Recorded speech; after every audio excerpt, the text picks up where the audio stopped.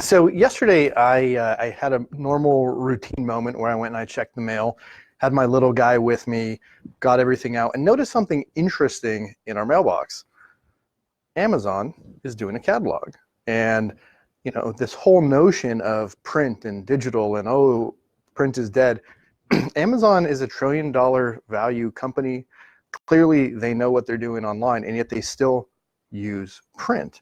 So it's pretty fascinating to think about what that means and the implications for folks who maybe jump to conclusions about print is dead.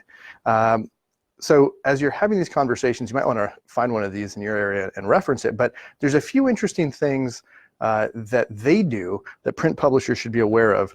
The first thing, and we talk about this a lot when we talk about leveraging print and digital, they do something which we call business basics, and that is early in the publication, they highlight what you can find online or with other resources. So in their case, they have apps and Alexa and all that stuff, right? But it's here's how you can get more engaged. If you like what you see in here, here's how you can go and get more engaged. And in fact, they have these QR codes, which I don't love QR codes in general, but I'm sure for this use they're appropriate.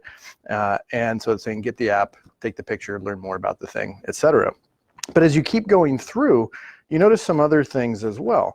You notice these calls to action, right? So there's calls to action in print, again, using the QR codes, but it's a way to get people to take that next step. And they go even further, and this is an interesting approach. I haven't looked at catalogs in a little while, but they cross-reference, they cross-link. So as you're going through these pages, they say, oh, if you're looking for more of this sort of thing, turn to this page. Maybe you missed it earlier, right? And so as you keep going through, there's all of these consistently branded graphics using different messages, obviously, but consistent calls to action. So quickly, I know I can look in the lower right-hand corner and find this.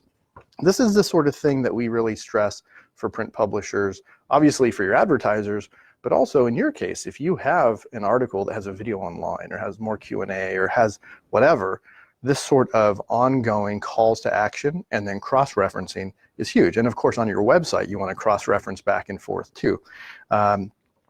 They do something else that I think is kind of interesting for a catalog, and I'll call this leveraging the engagement, right? So print is a high engagement medium, the noises go away, and so they've dropped in some stickers here. So you can take these and they say, you know, tag your favorite gifts, right? What a fun way, rather than circling or do other things, they give you stickers.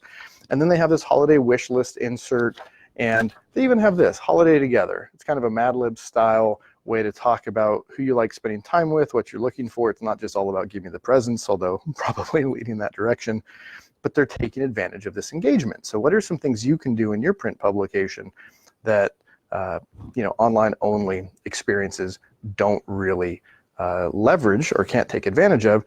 And then the last thing I want to stress, and this is an old catalog trick, but make it easy, right? So at the bottom of so many pages, it's here's where you can find more about this product, or here's what you're seeing, etc.